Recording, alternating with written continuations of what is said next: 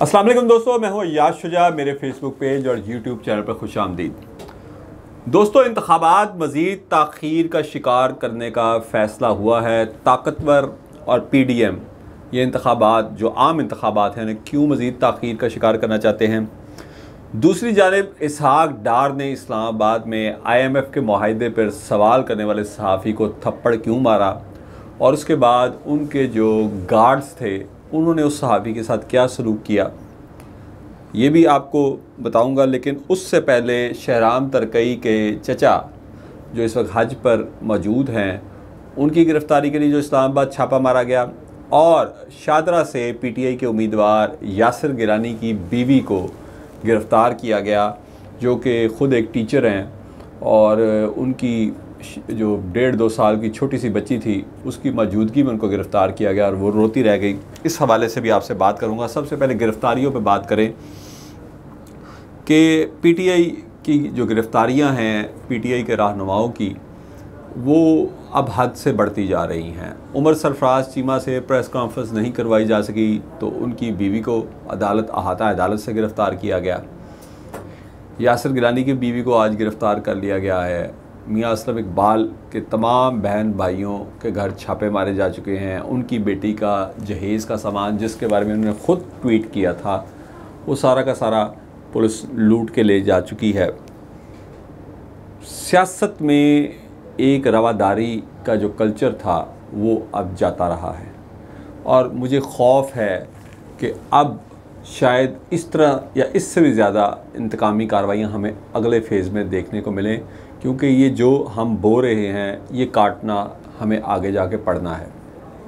जो भी सियासी गिरफ़्तारियाँ हो रही हैं, इसको करते वक्त ये ज़रूर अंदाज़ा लगा लें कि आज अगर इमरान खान को माइनस किया जा रहा है तो 2018 में और इससे पहले भी कई बार 12 अक्टूबर 1999 को 2 बार नवाज शरीफ को माइनस किया जा चुका है और उससे पहले एक बार उनको इक़्तिदार से निकाला जा चुका है।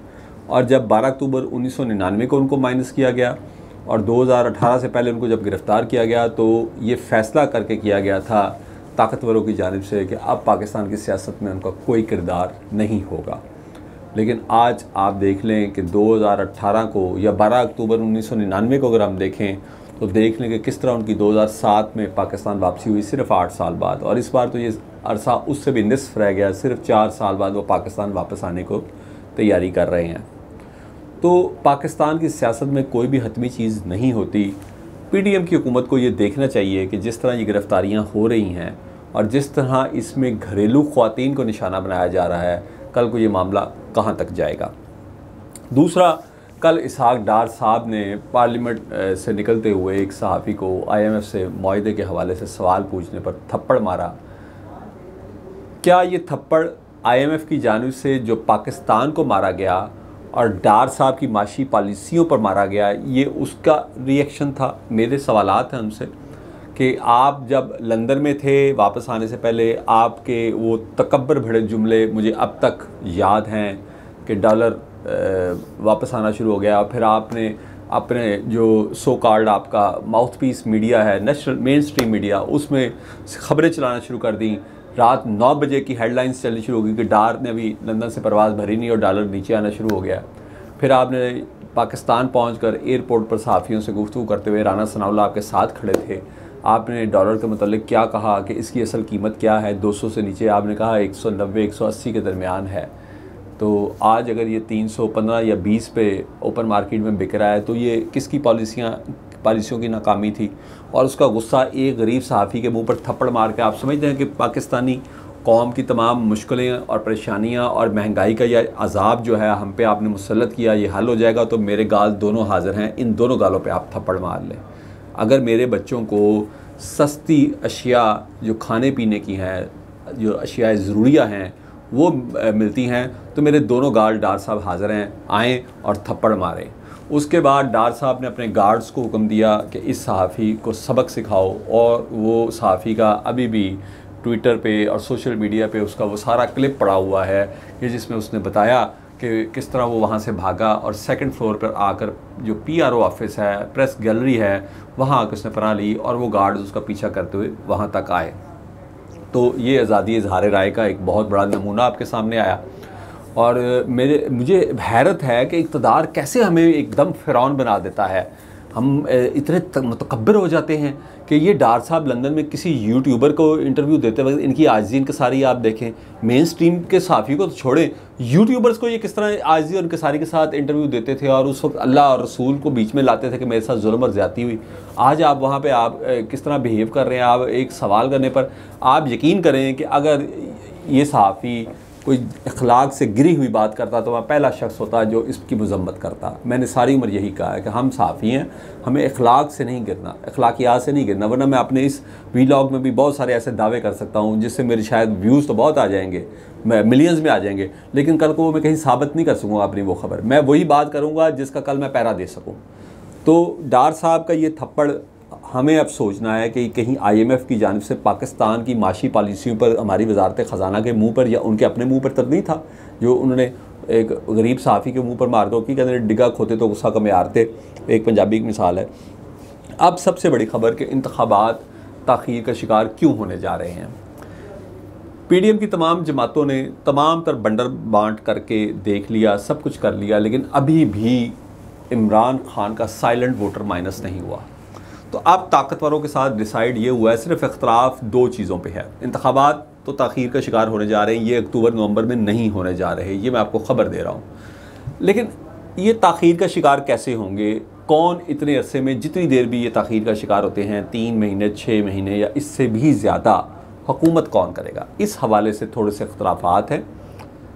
नवाज़ शरीफ हुकूमत चाहती है कि कोई निगरान हुकूमत आए जिसमें टेक्नोक्रेट्स भी हों और वो हुकूमत करे। उसकी वजह यह है कि मौजूदा तमाम जितने भी ये मईशत के हवाले से उनकी कारगुजारी है, कि जितना भी बैगेज से ज़्यादा मैं गार्बेज कहूँगा का वज़न उनके ऊपर है, वो आई वॉश हो सके कि कुछ अरसा निगरान हुकूमत आए और वो इतने सख्त माशी फ़ैसले करें। और उसी के लिए ये डमी बजट लाया गया है। ये जो आपने पिछले दिनों देखा, ये एक डमी बजट है। इसमें जितनी भी आपको सहूलतें दी गई, जितने भी बजट में खुशनुमा वादे किए गए, ये सब डमी हैं। वो निगरान हुकूमत आए और वो निगरान हुकूमत इससे ज़्यादा सख्त माशी फ़ैसले करे और महंगाई की एक बड़ी स्पाइक आए, यानी महंगाई का ग्राफ एकदम ऊपर जाए और शहबाज शरीफ का वज़ारत उज़्मा का दौर जन्नत महसूस होने लगे। ये है नून लीग की ख्वाहिश, नवाज़ शरीफ की ख्वाहिश और मुस्लिम लीग नून की। मौलाना फजल रहमान चाहते हैं कि यही हुकूमत कंटिन्यू करे, जिसकी सबसे ज़्यादा मुखालफत नून लीग कर रही है। और पीपल्स पार्टी किस लिए कर रही है कि उनका वो जो हर वक्त आइन का राग वो जो अलापते हैं कि आइन और कानून, वो इससे मुतासर होता है। वो भी यही चाहते हैं कि निगरान हुकूमत आए, लेकिन वो तमाम फल अपनी बास्केट में भी चाहते हैं। वो चाहते हैं कि अगला निगरान वज़ीर-ए-आज़म सिंध से हो, यानी कि पीपल्स पार्टी का हमायत याफ्ता या परवरदा हो, जैसे कि इस वक्त पंजाब में जरदारी साहब का मुंह बोला बेटा मोहसिन नकवी वज़ीर आला पंजाब है, ताकि निगरान दौर से भी फ़वाइद कशीद किए जा सके। निगरान दौर में भी पीपल्स पार्टी के काम सारे होते रहे, फ़वाइद उनको मिलते रहे। इनके बरक्स PDM के सरबराह मौलाना फजल रहमान चाहते हैं, जिनके बेटे अपनी वजारत से खूब दुनियावी फयूज़ व बरक़ात समेट रहे हैं, वो चाहते हैं कि यही हुकूमत कंटिन्यू करे। लेकिन दो बड़े जो उनके अलाइज़ हैं, उनको ये वारा नहीं खाता। वो उनको पता है कि जितना भी अगले सख्त फ़ैसले करने हमने, सिर्फ़ और सिर्फ 2023 के माली साल में हमने 1 जुलाई से 30 जून 2024 तक $25 अरब के कर्ज अदा करने। इन $25 अरब की अदायगी के लिए आपको बहुत से सख्त फ़ैसले लेने हैं, जिसमें आपके बराह रास्त मईशत दान ये बता रहे हैं कि निचली जो इस वक्त गुर्बत से भी निचली सतह पे जो लोग हैं और जो कदरे उनसे बेहतर हैं, ये 10 करोड़ से ज़ायद लोग बड़ी बुरी तरह मुतासर होंगे। 10 करोड़ से ज़ायद लोग, यानी कि इनके लिए अपना घर चलाना नामुमकिन हो जाएगा। तो ये तमाम फ़ैसले जो करने हैं, ये नून लीग की ख्वाहिश है कि निगरान हुकूमत से करवाए जाए और उस निगरान हुकूमत में टेक्नोक्रेट्स ऐसे जिनकी नून लीग से कोई एफिलिएशन साबित ना होती हो, यानी कि बोझ नून लीग पे ना पड़े। जबकि दूसरी जानिब आलमी मालियाती इदारे वाज़ेह तौर पे पैगाम दे रहे हैं कि जब तक पाकिस्तान में सियासी इस्तेहकाम नहीं आएगा, पाकिस्तान से किसी किस्म की बात नहीं होगी। और पाकिस्तान में माशी इस्तेहकाम के लिए, सियासी इस्तेहकाम के लिए जो कि माशी इस्तेकाम के लिए बहुत ज़रूरी है। इमरान ख़ान को टेबल पे लाना बहुत ज़रूरी है, जिसके लिए अब हमारे ताकतवर तैयार नहीं है।